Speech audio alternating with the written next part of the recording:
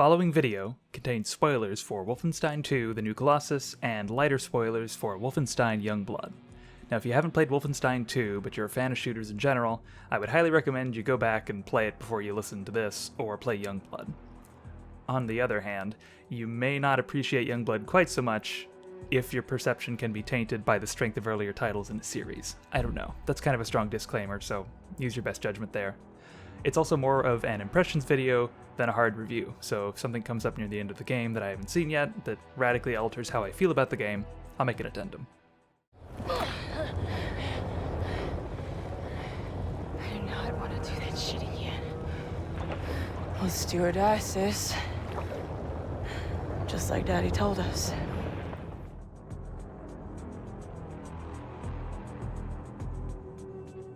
Wolfenstein Youngblood does not seem to be the game that everyone was expecting it to be. The fact that I had to make a disclaimer probably clued you into that. But it has been turned from a narrative-driven experience like Wolfenstein 2 into more of a light action romp with heavier inclusion of RPG elements. As it stands, it currently has a 76 on Metacritic from critics. That's pretty good. Unfortunately, it's only got a 2.9 from users, and that's pretty measly.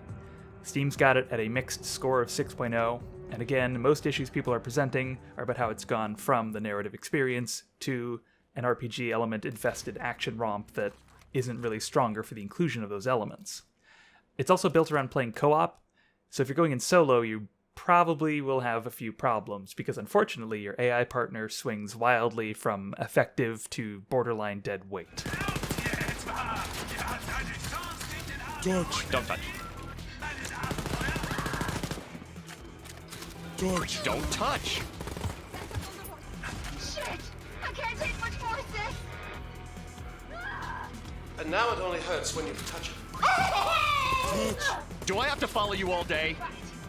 The story picks up 20 years after the second game left off. You play either Jessica or Sophia, one of two twin daughters of B.J. Blazkowicz, who are on the hunt for their missing father. They've been trained from a very young age to resist the return of a Nazi regime, and then, hey, coincidentally, they get swept up in a story that involves liberating Nazi-controlled France 20 years after the conclusion of the second reboot. The decision to set the game in an alternate history version of 1980 is where some of the game's oddities start to show through, especially in how it presents the tone of what's going on around you. In Wolfenstein 2, B.J. Blazkowicz was a very serious man. He stomped around blowing man-sized holes in other people, and he soliloquized about the end of his life and his poor choices up to that point. Youngblood, on the other hand...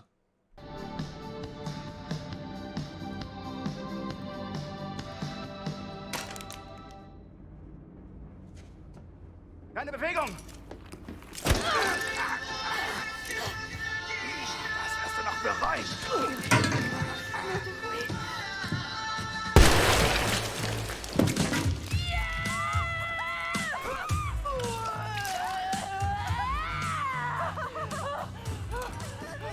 You okay? I think I'm fine.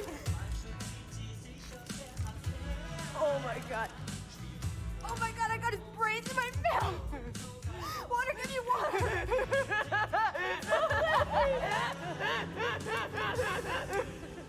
So, Soph and Jess take to mass murder like a gaming subreddit takes to the 10,000th piece of Zelda fan art posted in any given week, and the story, though it keeps itself light, is constantly at odds with how flippant they are in the face of very serious-looking danger. And part of me wants to criticize that. I would really like to criticize unrealistic character reactions and some of the occasionally forced dialogue. But I honestly can't say I'd prefer yet another somber game about the horrors of war. Personally, I already lived through the gaming landscape's fascination with World War II. That was over a decade ago, and I am fairly aware that D-Day was a big deal. I can also safely say I never expected a game that focuses on toppling fascist regimes to include lines like, Adorable to the max. I thought I'd die from a cuteness overload. Unfortunately, my enthusiasm for the story and the characters in it taper off after that point. Everyone's more or less a paper-thin cutout of a person, and a quest notification occasionally floats over their head, which, again, stands against the spirit of Wolfenstein 2. You might as well buckle in. I'm sorry. This theme more or less carries on through the entire video. It's just how the game is. So if it bothers you, you could blame Arcane Studios, you could blame Bethesda, I don't know. Whatever makes you feel better, I guess. Now, if you ignored the spoiler warning I gave earlier, and you still want to play Wolfenstein 2, now is pretty much your last chance to jump out. So jump to this time code or so, and you'll find a less spoilery part. Wolfenstein 2 tried to get its hooks in you as quickly as it possibly could. You wake up in your hub right off the bat. You're in a captured German U-boat called Eva's Hammer, which they showed you in the first game, and BJ's been in a coma for some indeterminate amount of time. I think it's 6 months or so. From that point, you gotta go wheeling through the base. Literally, you've got a gun in your hand and you're in a wheelchair, and you have to defend it from encroaching Nazis. It sets up the risks and the payoffs right off the bat. And as it does so, it shows you the people who live in the boat. And they're all interesting people, they've got their own personalities, they've got their motivations, and most importantly, they're all distinct. You can tell who people are. After that point, Eva's Hammer's your home. There's no question about it. It's full of people that you're trying to defend, and it's your mobile command center, so you're always there, you're always interacting with different people, and preparing to go out into the world from it, and then return to it afterwards. You want to see it remain safe. Now, unfortunately, Youngblood seems like it wanted to do the same kind of setup that they did with Wolfenstein 2, but they missed some of the beats that helped set it up as an important place that you had an investment in. You defended your home in Wolfenstein 2 pretty much right off the bat, and then it filled it with characters that you cared about, or at the very least, characters who were interesting and unique, so that you had something that you felt you might lose if you failed in your mission. Unfortunately, Youngblood takes another swing at what Wolfenstein 2 did in setting up interesting characters, but then they don't really do enough to set them apart from one another. Everyone just kind of feels like a talking quest marker, and anyone could give you a mission, and it wouldn't really matter. And then from that point, you've got a very small cast of characters who really stand out. You've got Abby, she's your voice-in-your-head companion who acts as your tech support. She's there with you from the first cutscene up to the point where you reach the catacombs. And then you've got the French contact you were sent to meet, who is Juna or Juju or Blackbird. She's got a lot of names. And then she's got her partner named Jacques, who's mute. That's pretty much all he's got going for him. And then after that, you've got a guy who gets his leg stuck in a metal gate. Thought you could sneak up on me at work, did ya? I mean, I had to go back to my footage and double-check names, and I've already watched the cutscenes twice. I just can't remember anyone. Nobody really stands out. There is a guy who wears a Phantom of the Opera mask with a hammer and sickle on it, but it just feels like his only defining feature is that he's got a Phantom of the Opera mask with a hammer and sickle on it. The sisters may be outlandish in how they sip from a triangular juice box while they're 3 feet away from a headless man with his tongue meat nestled in his head gore, but they have personalities. Abby might just be a voice in a headset for most of the game, but at least she's established beforehand as being talented and rebellious. That said, they still try to drop some unprompted stuff to add depth. They say that there's the possibility of a traitor being in your midst. I don't know. I can only assume that at some point Juju's going to try to throw you out of a Zeppelin a la Indiana Jones in The Last Crusade. If it's not the gunplay, things feel shallow. It's all lip service to get you rolling into the real goal of the game, which is to shoot dudes. And, I mean, that's not always a bad thing. I've played games with worse stories based only on the strength of their mechanics. Here we go!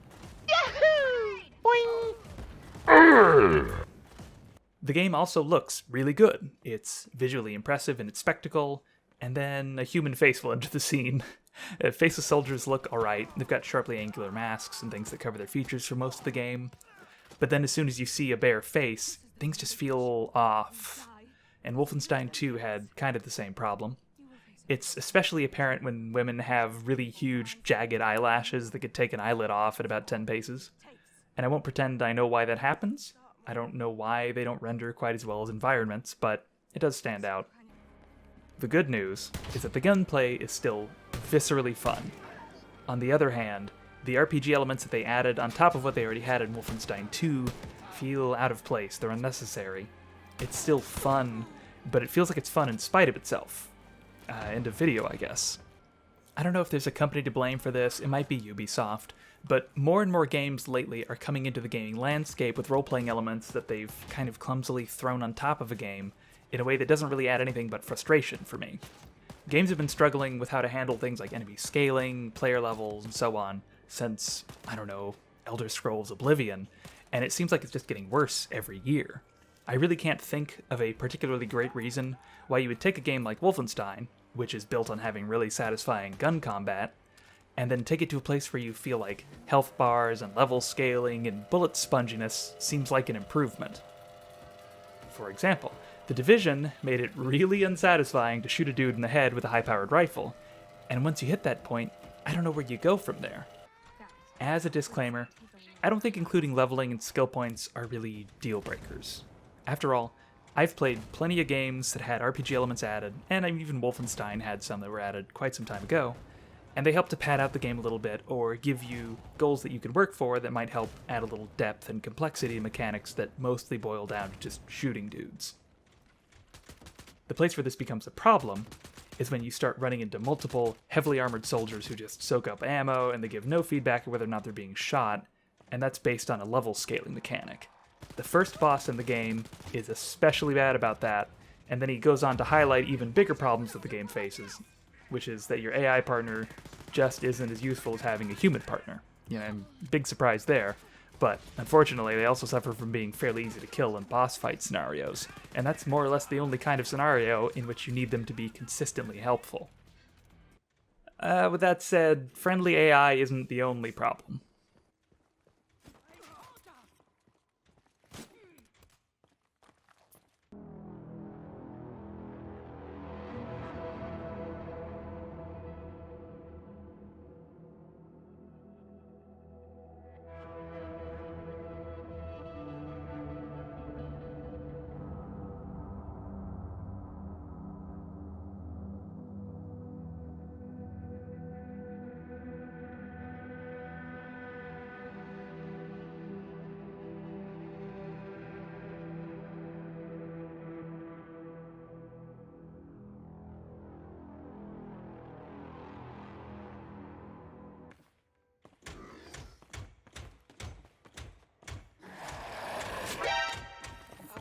You'll likely be able to make it through normal firefights without much of an issue when you're playing solo, which is when your AI partner seems less apt to just start walking into death lasers, but it definitely feels like having a human partner was the intended experience. Now, I'm lucky enough that I have a consistent partner to play Youngblood with, so those issues are only really a problem when it's 4 in the morning and I'm feeling masochistic, but boss fights don't always get easier with a human partner either.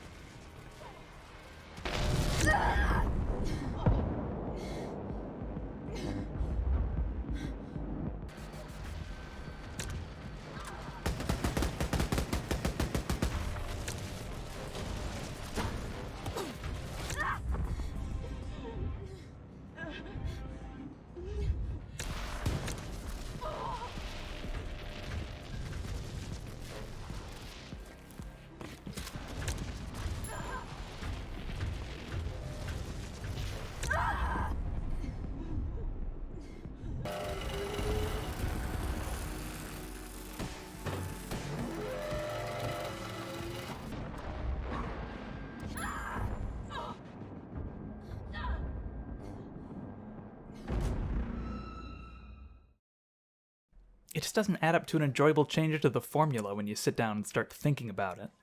Wolfenstein 2 worked best for me when you weren't getting bogged down with things like currency juggling, or daily missions, or weapon swapping to destroy specific armor types, or level scaling, or the impending sense of doom that revolves around your entire life leading up to the point where you're making SpongeBob references in YouTube videos about Wolfenstein sequels.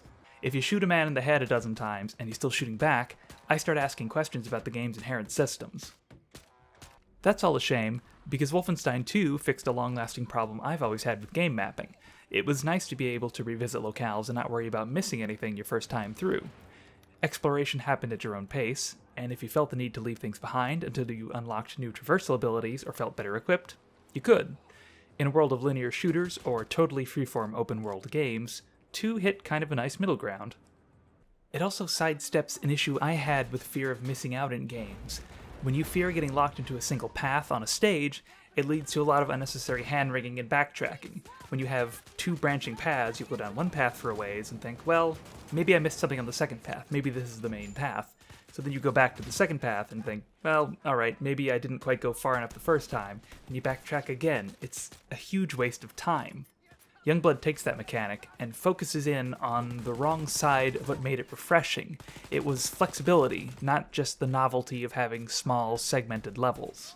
Now, I could pretend I know the inner workings of Arcane Studios, and I could pretend I know the machinations of producing a AAA game, but I really don't.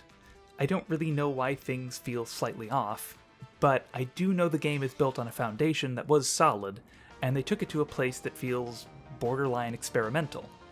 If I were to make an educated guess, it feels like they might be testing the water for a different kind of game while still ensuring that it make money by putting the Wolfenstein name to good use. Video games aren't quite in the realm of Hollywood movies where only established franchises sell, but it does feel strangely similar. On a more minor note, there are microtransactions now.